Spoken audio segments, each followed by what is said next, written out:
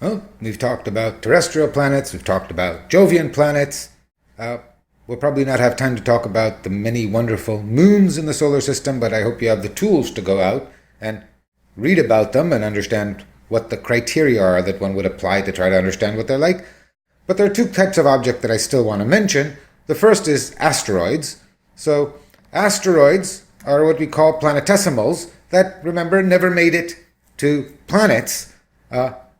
Most but not all also never melted and differentiated, and so they're still planetesimals. They never made it to protoplanet, and these are of great interest to astronomers because even the moon, our museum, was chemically differentiated, so the chemistry on its surface reflects chemistry billions of years ago, but not the chemistry of the original nebula, whereas some asteroids might preserve the actual intact chemistry of the solar nebula because their surface has not undergone differentiation. You will find exactly the traces of whatever it was that was around, so they're absolutely perfect museums, if you wish.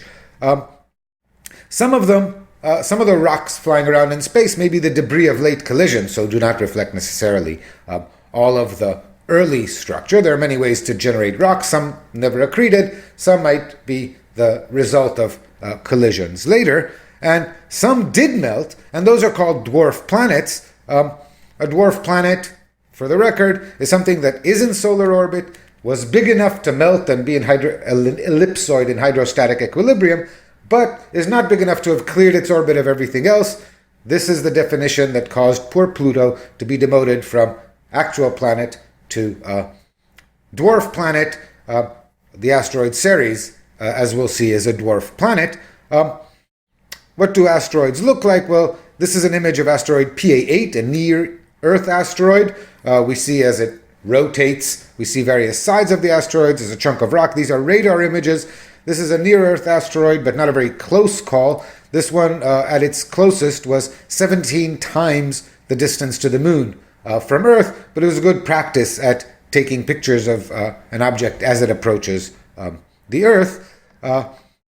These are Vesta, of which we saw beautiful images from the Dawn spacecraft previously, and Ceres, and we see that unlike Vesta, which is a planetesimal, Ceres is actually differentiated. It's a protoplanet, it's spherical.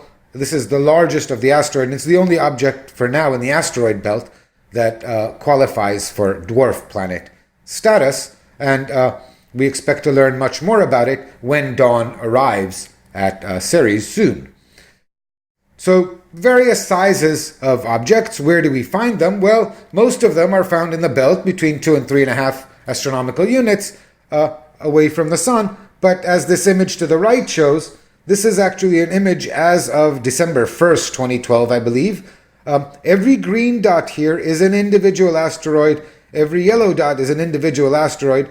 The red dots are also asteroids. These are asteroids that are in near-Earth orbit, that come close to the orbit of Earth. And as you can see, of course, their sizes do not reflect the actual sizes of the asteroids on this scale. They'd be much too small for us to see. But as you can see, there are many, many hundreds of thousands of objects that we have studied, and more are being discovered. I'll give you a link to the rate of discovery. There's a beautiful animation that makes this clear. And so most of them move, and then there are these gaps, Kirkwood gaps in the asteroid belt in which very little orbits, although there is the possibility of a stable resonance with Jupiter, and there are some asteroids that orbit in orbits that are resonant with Jupiter.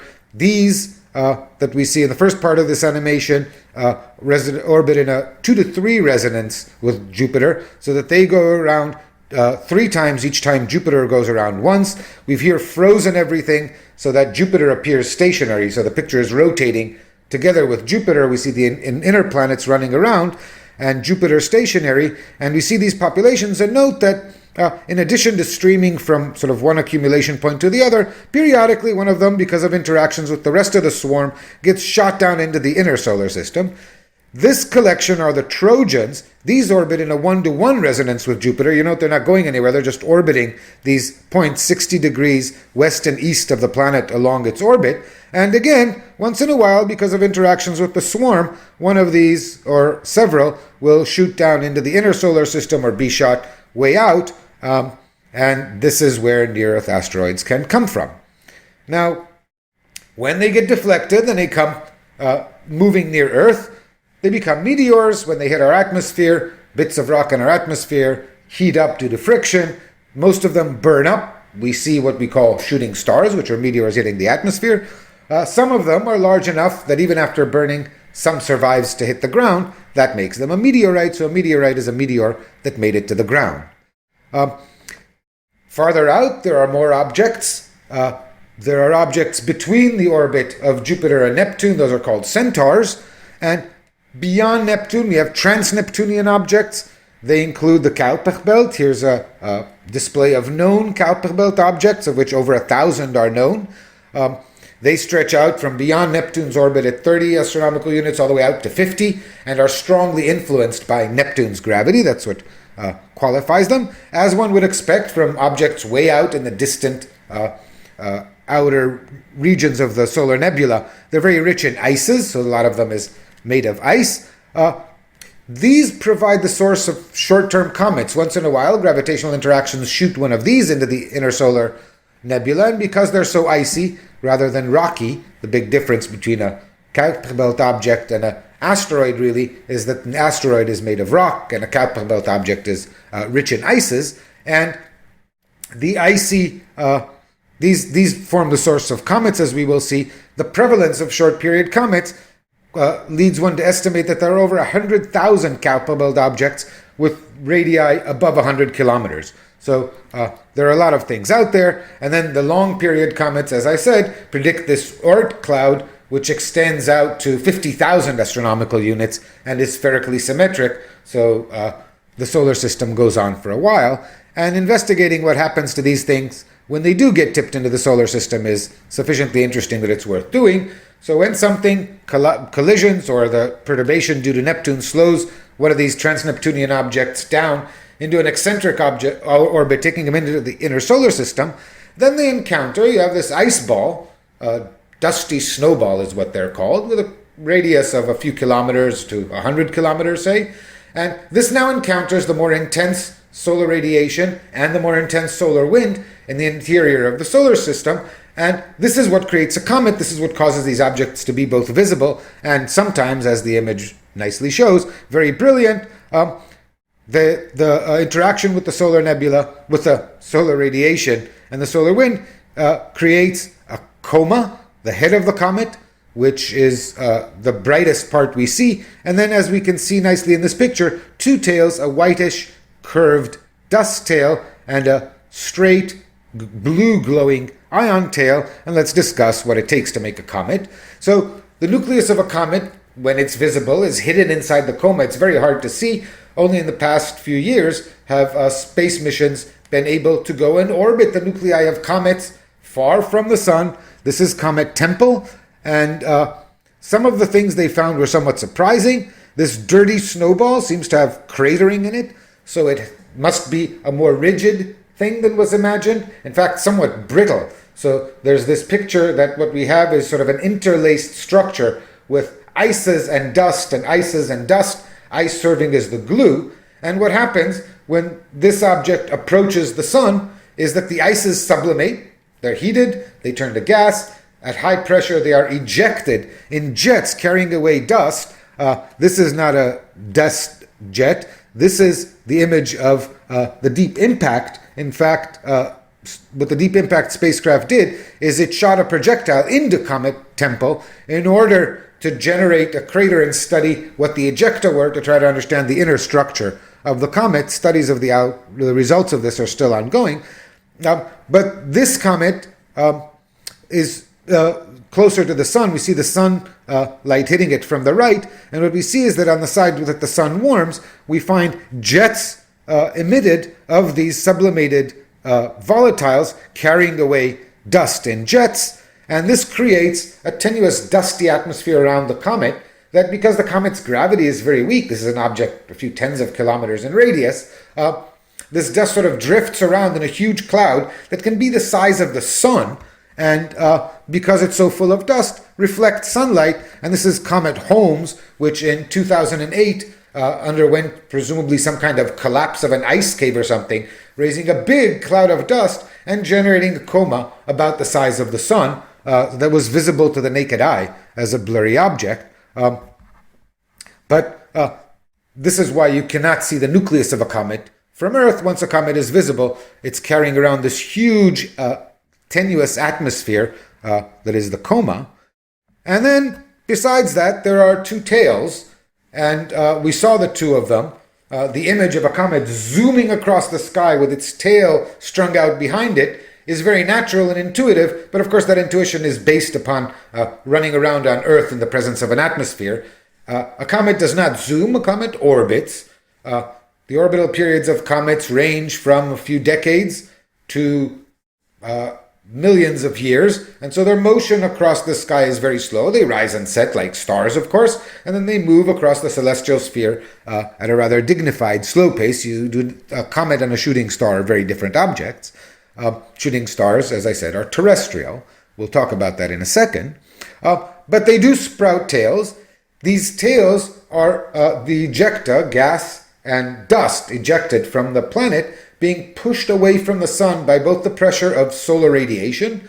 Light carries energy and also momentum, and light applies a pressure. And so the solar radiation as well as the solar wind push some of the ejecta out, stringing it out in a tail that can be a few astronomical units long. So astronomical unit, 150 million kilometers, the distance from Earth to Sun. These are solar system scale objects, these tails, that always point away from the sun, so that as a comet is approaching the sun, the tail stretches behind it. As it is moving away from the sun, the tail precedes it. This is not a problem. The two tails have to do with the two mechanisms. Dust, which is indeed propelled by the pressure of the sun, of both radiation and of the solar wind, is propelled away from the sun, but as the comet moves along its trajectory, the dust it ejected weeks ago remains pointed away from the sun at the position where the comet was, so it produces this magnificent arching structure. So here the sun is has just set, so it's below. The dust is being ejected in an upward direction, but the comet itself is moving from right to left, so that the dust it ejected a few days ago is now far to your right. On the other hand, the ion tail, the gases that are pushed away, and the dust tail is of course visible because dust reflects sunlight, so we see this beautiful white tail. The ion tail, not evident in this picture of Comet McNaught, but certainly evident in this picture, does not curve. It is always pointed directly straight away from the sun. The gases are ionized by solar wind, and then once you have charged particles, the interactions are governed by magnetic interactions, essentially. The comet acquires a magnetosphere. The magnetosphere interacts in a complicated way with the solar wind, and the result is that the ion tail always points directly away from the sun and is redirected, if you will, as the comet moves, so it does not curve. And ionized gas recombination, the same kind of ghostly blue glow that we saw in our electron tube, is how you characterize the ion tail. So these are these beautiful objects, comets.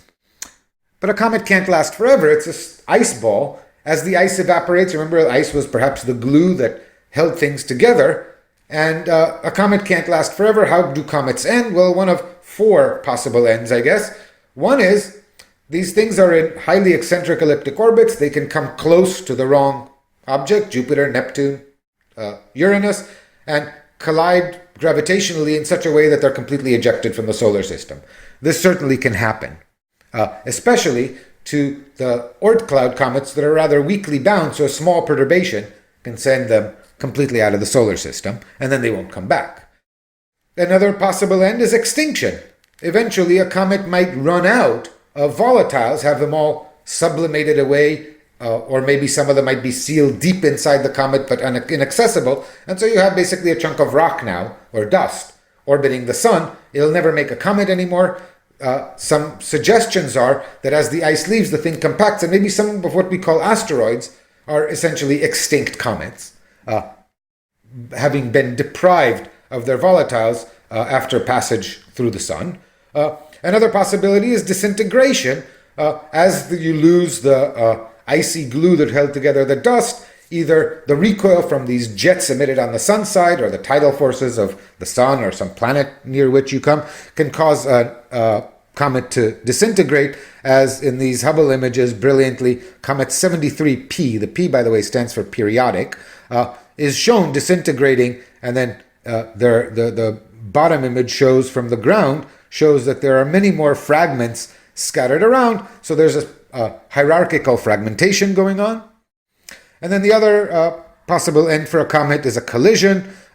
Famously, in 1994, Comet Shoemaker-Levy 9 did both. It first disintegrated into about 19 pieces in the the tidal force of Jupiter, which it was approaching, and then sequentially, one after the other, all of these plowed into Jupiter, giving us a rare and at the time unique opportunity, perhaps to see what ejecta they pulled out of the atmosphere, and to learn something about the constitution of Jupiter's atmosphere. Sadly, this collision occurred on the far side of Jupiter, so we couldn't see it, but every telescope on Earth was trained on Jupiter because Jupiter rotates so rapidly that within 20 minutes after the collision, the impacted areas face the Earth, and in this Hubble telescope image, we see at least 4 of these dark spots in the lower right-hand corner of the planet, which are collision zones where fragments of the comet collided with Jupiter.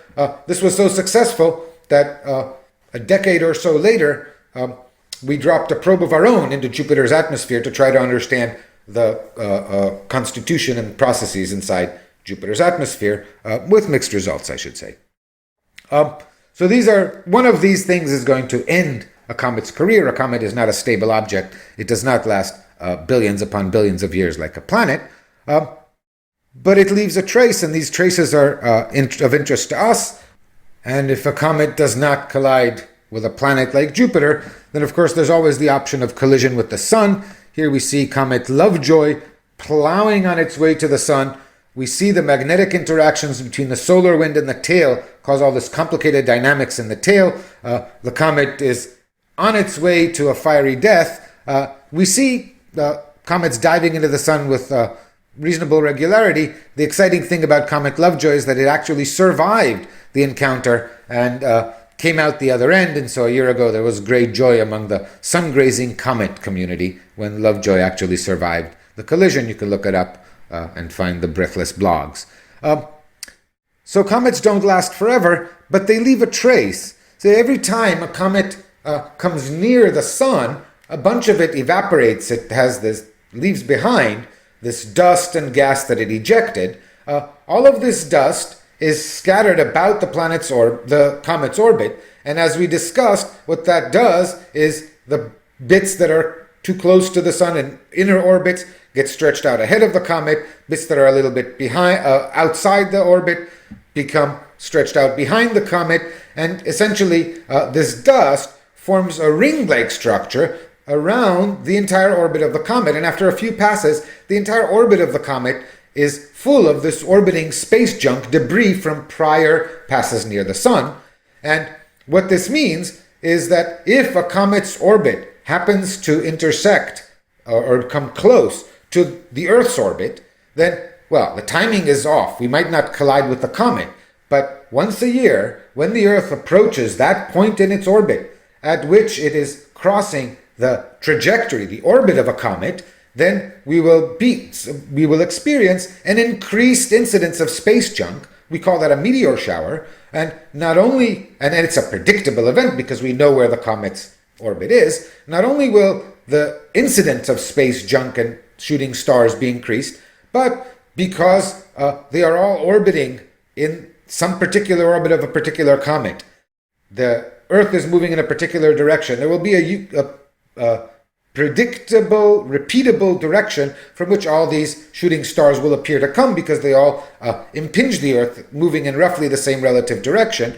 In this beautiful image from the 2001 Leonid meteor shower in November 2001, which was particularly brilliant, what we see is that indeed there are shooting stars all over the sky. These meteors hit the atmosphere where they hit it, but they all appear to be coming from one point in the sky. This is called the quadrant. In this case, the quadrant for the Leonids is in the constellation Leo. They all appear to be coming from there. This is, if you look at this, you immediately see the perspective point of view. It's this is the direction from which all of these space debris is impinging upon the Earth, and this is the source of our annually repeating periodic meteor showers.